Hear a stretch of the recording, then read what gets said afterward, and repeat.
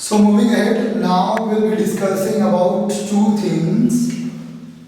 First one is shift in demand curve and movement along demand curve.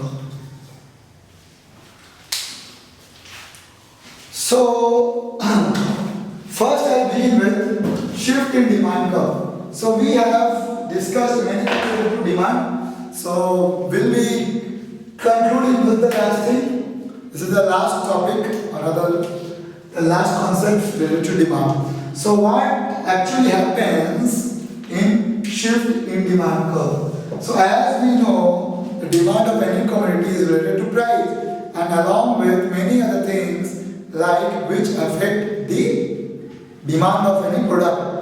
So there are two things, one is price, second is other factors related to the product. Now keeping in mind, first thing we have to keep in mind in this case is, we are discussing this one now. So the first thing is price of the product remains constant. So price of the product will be constant and the other factors which is related to the demand of the product will vary. Now if price of the related products, price of the products remains same, other factor changes. So if we draw the demand curve, I hope you all remember how does the demand curve looks. So in this axis, in the y-axis, we have the price, and this in the x-axis we have the quantity. So price will not change. As I said, price of the product will not change. So let us assume the price of the product is over here, PO, or P0 what you can take. So if price of this product is at this level, quantity demanded is Q1.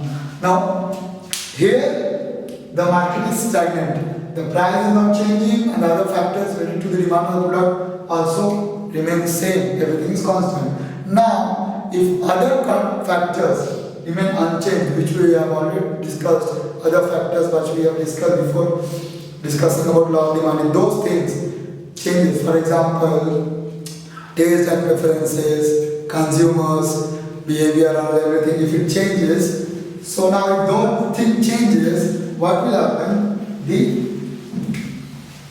quantity demand curve will now move, the quantity demand of the product will move to Q2. Now, initially the demand curve was here, DO to DO.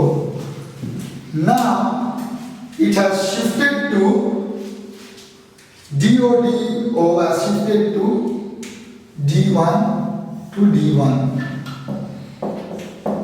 So see, I hope you guys can see what has happened when the other factors and price of the product was changed. The quantity demanded was Q1. The price has still not changed, but other factors related to the demand of the product has changed. That has caused to change the demand curve from DO to D1 to D1. So what is the change?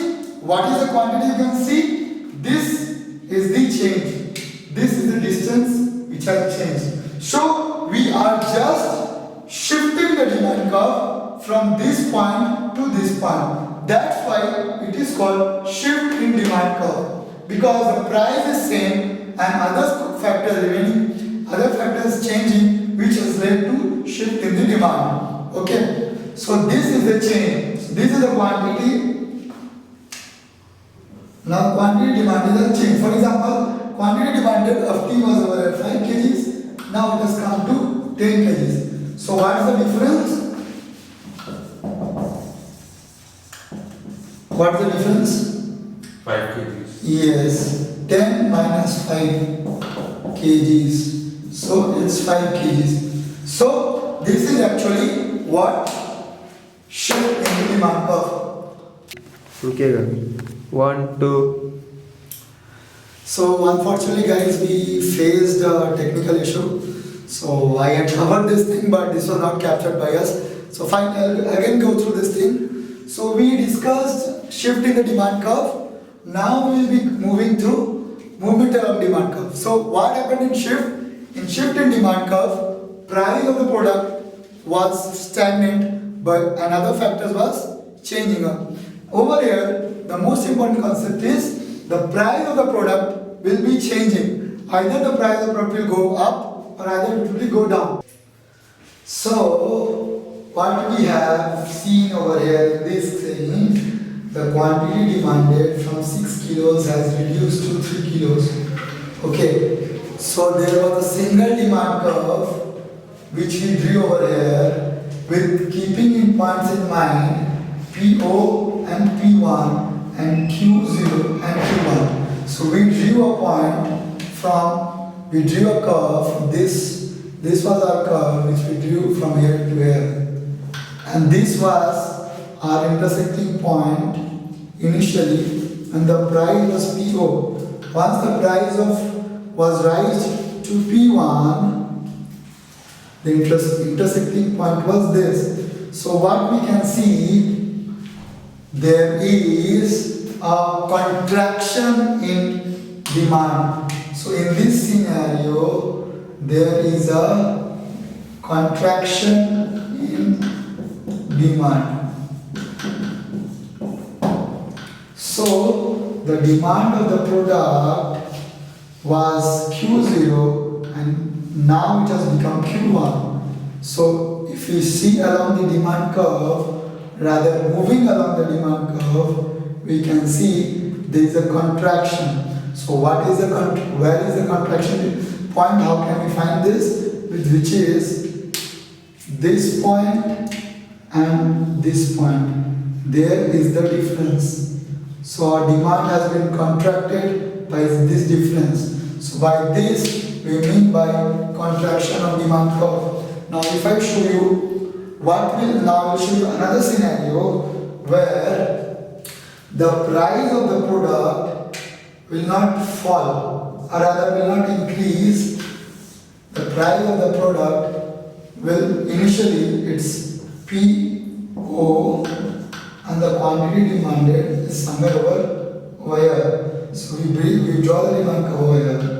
Now if the price falls now, suppose over here, now if the price falls, P1, the quantity demanded will be now much more. This will be Q1.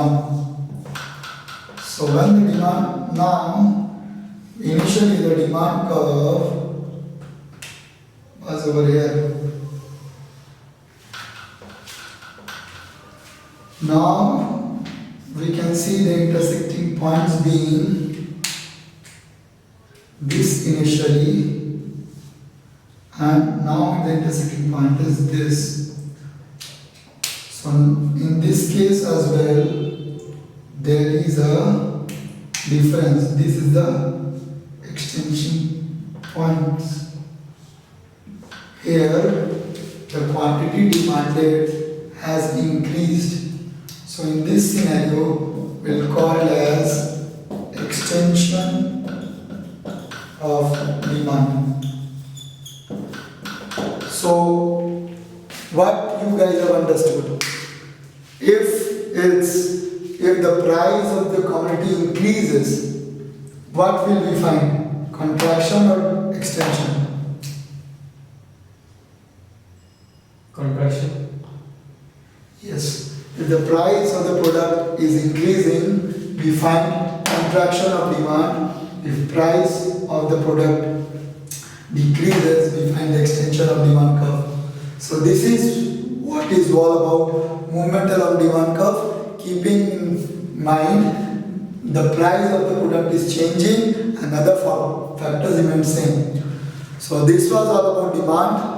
This was all about everything which we discussed in demand, the law of demand, the exception of demand, demand curve, demand schedule, market demand, individual demand. I hope you must have followed all the sessions very carefully. You went through all the sessions very carefully. Hope you enjoyed my sessions. Hope it was interesting. I tried to make it a very knowledgeable one. If you have anything to share to me, kindly feel free to comment on all the playlists which you have gone through. We'd like to work on anything which you want to have to recommend us. Please like to our channel. Please do comment in it. Please subscribe to it. I hope you enjoyed the session. It was wonderful taking a session with all you guys. Have a good day. Bye bye. See you in the next videos.